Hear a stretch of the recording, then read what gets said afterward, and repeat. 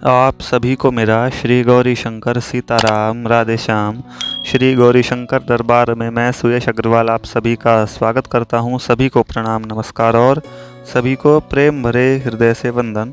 तो देखो, वीडियो का टाइटल पढ़ने के बाद आपको बड़ा अजीब सा लग रहा होगा। मैंने टाइटल में लिखा है पैसा कैसे कमाना चाहिए। अब सबसे पहली बात मैं ये क्लियर कर दूं, कई लोग तो टाइटल पढ़ के ही इस वीडियो को यूं चला रहे होंगे कि जैसे मैं कोई नया बिजनेस आइडिया देने वाला हूं, कि कोई स्टार्टअप आइडिया देने वाला हूं या कोई अच्छी जॉब बताने वाला हूं। तो देखो, ऐसी बात नहीं है। मेरा जो टाइटल है पैसा कैसे कमाना चाहिए, यहाँ पर मैं वो पैसे कमाने के तरीके नहीं बता रहा हूँ कि पैसा कैसे कमाना चाहिए। मैं वो कर्म बता रहा हूँ कि पैसा कैसे कमा वो कर्म बता रहा हूँ जिनसे पैसा कमाना चाहिए, मैं ये बता रहा हूँ। वैसे वाले तरीके नहीं बता रहा हूँ कि हाँ आप ऐसा काम कर लो या ये वाला बिजनेस शुरू कर लो या यहाँ पर जॉब ले लो तो पैसा कमा लोगे, ऐसे नहीं बताना चाह रहा हूँ मैं। तो पहले ही बता दूं, जो कुछ इस फिराक में इस वीडियो को जिन्होंने चलाया हो कि मैं कोई बिजनेस या जॉब बताने वाला हूं, तो वो वीडियो छोड़ करके चले जाओ भाई। और क्या कह सकता हूं मैं, क्योंकि मैं वैसा कोई तरीका नहीं बता रहा हूं। तो अब देखिए, आजकल हो क्या रहा है, कलयुग चल रहा है भाई। सबसे पहली बात सब जानते होंगे, कलयुग है जिसमें कि पाप का जो प्रतिशत है वो सबसे ज़्यादा है। सतयुग में 0-20 यानी पाप और पुण्य, पाप 0 था, पुण्य पूरा था 20। उसके बाद भैया द्वापर त्रेता तो ये सब अपना जो है घट घट के हो गया। और उसके बाद त्रेता उसमें 5-15, उसके बाद द्वापर उसमें 10-10, और अब यहाँ की कलयुग यानी कि यहाँ पर भी 5-15। 5-15 क्या, यहाँ पर पाप जो है 15 और पुण्य जो है वो 5। यह एक उदाहरण के तौर पर मैंने गिनती बताई है पाप और पुण्य की। जिस युग में जितना होता है वो उतना बताया है मैंने। तो कलयुग है भैया, सभी जानते हैं पाप का जो प्रतिशत है वो पुण्य से ज़्यादा है। तो देखो, सबसे पहली बात जो देखो, ये तो बात सत्य है कि पैसा सबसे ऊपर है, लेकिन ये बात कब सत्य है? जो संसारिकता में लगा हुआ हो, जो लौकिकता में लगा हुआ हो, उसके लिए पैसा सबसे ऊपर है। सही बात है। लेकिन जो सावधान साधक होगा, जो भगवान का भक्त होगा, जो भगवान की तरफ चलने लगा होगा, जो भगवान की तरफ जिसका जीवन मुड़ गया होगा, उसके लिए पैसा क्या है? एक सेकेंडरी चीज़ है। उसके लिए पैसा क्या है? सिर्फ एक माध्यम है जिससे उसका पेट पल जाए, जिससे उसके घर की जो रोटी पानी है वो चलती रहे। उसके लिए पैसा ऐसा नहीं है कि हाया फंसू हो रही हो भाई, बिल्कुल ही मतलब लगे पड़े हैं सुबह से शाम तक, पूरे शरीर की दिमाग की मेहनत जो है वो पैसा कमाने में लगा दी। तो जो भक्त होता है वो अपना जो ज़्यादातर प्रतिशत पूरे दिन का समय होता है वो भगवान की तरफ लगाता है, और कुछ प्रतिशत समय जो है वो पैसा कमाने में लगाता है, वो भी सच्चे कर्मों से, कि उसका मात्र इतना कमाता है कि उसके घर की जो रोटी पानी है वो चल जाए।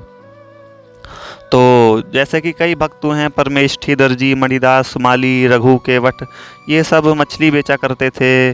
कोई दर्जी था, कोई माली था, तो मात्र एक मटकी बनाया करते थे। भगवान जगन्नाथ के भक्त हैं, नाम मेरे को याद नहीं आ रहा।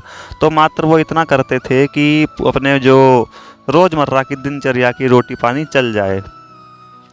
लेकिन अब मैं यहाँ पर भक्तों की बात नहीं कर रहा हूँ। ये ऐसी पहली वीडियो होगी जिसमें मैं संसारिकता की बात करूँगा। मैं बताना चाह रहा हूँ, मेरे मन में आई ये वाली बात कि मैंने सोचा चलो इसकी वीडियो बनाई जाए, कि चलो आप पैसा कमा भी रहे हो, बहुत अच्छी बात है।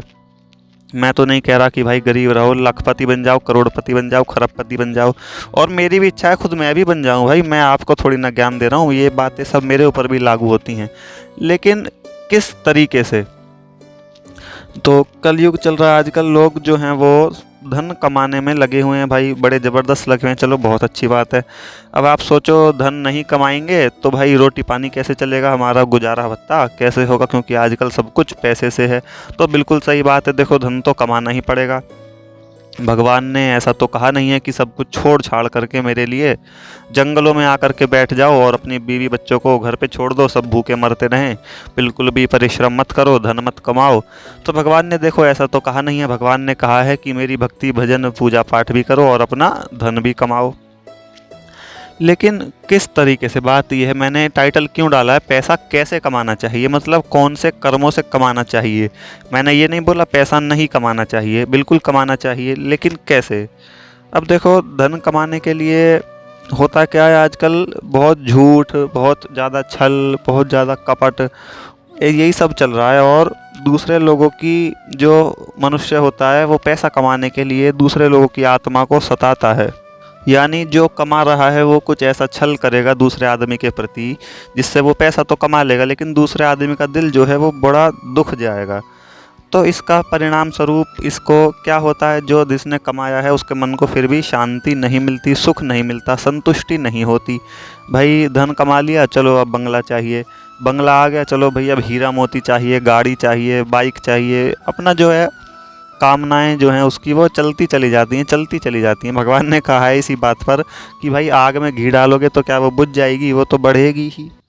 तो धन कमाना जो है वो एक तरीके से घी है और आग क्या है, हमारी कामनाएं हैं। तो भाई ये तो स्वाभाविक सी बात है, आप इस बात को समझो, इसमें कोई समझाने वाली बात है ही नहीं कि आग में घी डालोगे तो वो तो और बढ़ेगी ही। तो यही कारण है कि मुझे ये भी चाहिए, मुझे ये भी चाहिए, इस प्रकार की जो कामनाएं हैं वो हमारी बढ़ती चली जाती हैं और हमारे हृदय को, दिल को जो है वो शांति, कभी भी संतुष्टि, जो सुख है, जो आनंद है वो नहीं मिलता। और बल्कि होता क्या है, जितना धन कमाता है उतनी अशांति उसकी बढ़ती चली जाती है। तो देखो यहाँ पर सबसे पहली बात हमको समझना ये चाहिए, धन को जो है, पैसे को जो है वो प्राइमरी लेकर के मत चलो, उसको सेकेंडरी बनाओ। प्राइमरी बनाओ अपने अंतर मन को, अपने भगवान को, अपने भजन को, अपनी पूजा को, अपनी पाठ को, अपनी भक्ति को। तो सबसे पहली बात, जितना आप भगवान की तरफ बढ़ते चले जाओगे, मुड़ते चले जाओगे, तो उतने ही सबसे पहली बात आपकी कामनाएं जो हैं शांत होती चली जाएंगी और स्वाभाविक तरीके से खुद ही भगवान धन का हिसाब किताब बनाना शुरू कर देंगे। तो समझ गए ये वाली बात। धन को जो है वो व्यावहारिक रूप से लो, बिल्कुल इमरजेंसी के रूप में मत लो कि भाई हम तो कमाना ही कमाना है। तो ऐसे तो दिमाग में हमारे टेंशन भी बनी रहेगी और कमा भी नहीं पाएंगे, वो अलग। तो सबसे पहली बात, धन को जो है वो, पैसे को जो है सेकेंडरी लेकर के चलना शुरू करो, प्राइमरी लेकर के चलो भगवान को। भगवान की तरफ चलते चलोगे सब कुछ अपने आप ठीक होता चला जाएगा। अब उस सेकेंडरी में क्या करना है, ऐसे सोच करके चलो ना कि भाई हमको तो रोटी पाने के हिसाब से चाहिए, और फिर आप सोचो कि यार ये तो बेकार की बात हुई। मैं ऐसा बिल्कुल भी नहीं कह रहा हूँ, मैं सिर्फ ऐसा उदाहरण के तौर पर कह रहा हूँ कि ऐसा लेकर के चलो। इससे क्या होगा, हमारी जो कामनाएं हैं, हमारी जो अशांति है वो दूर हो जाएगी। मैं सिर्फ ये कहना चाह रहा हूँ। मैंने कही तो सही पैसा मत कमाओ, ऐसा थोड़ी कही, मैंने कही है पैसा कमाओ, लेकिन कौन से तरीके से, सेकेंडरी लेकर के। मैंने ऐसा नहीं कहा पैसा कमाना पाप है, बिल्कुल भी पाप नहीं है, भाई कमाओ, लेकिन तरीका कौन सा होना चाहिए, सत्य कर्मों का होना चाहिए। भाई तुम अपने परिश्रम से कमाओ, अपनी मेहनत से कमाओ, कुछ ना कुछ करो, उसके बदले तुमको धन मिले तो वो सच्चा धन है।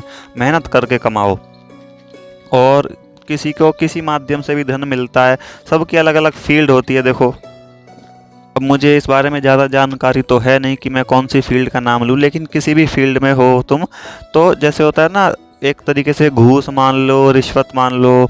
अब मैंने रिश्वत बोला है तो सभी के दिमाग में पुलिस का नाम आ जाएगा कि भाई पुलिस वाले रिश्वत लेते हैं। तो मैंने रिश्वत सभी के लिए बोला है, सिर्फ एकमात्र पुलिस के लिए नहीं बोला। रिश्वत का मतलब होता है एक तरीके से अपने बिना काम करे हम कुछ दूसरे से ले लें, एक तरीके से लूट दूसरे को। तो चोरी चकारी मत करो धन कमाने के लिए, झूठ का आसरा मत लो, किसी से छल मत करो, किसी के साथ कपट मत करो। ये देखो अपने धन का, वो कहते हैं ना इंग्लिश में एनालिटिक्स, तो एनालिसिस करो कि जो तुम कमा रहे हो वो सच्चा धन है क्या, वो ईमानदारी से आ रहा है, बेईमानी से तो नहीं आ रहा। तो ऐसा धन जो है भगवान ने कहा है वो चिरस्थायी रहता है, यानी कि लंबे समय तक बना रहता है, और तुम्हारे मन को देखना शांति मिलेगी, सुख मिलेगा, आनंद मिलेगा, संतुष्टि मिलेगी कि हाँ भाई मैंने ये कमाया है।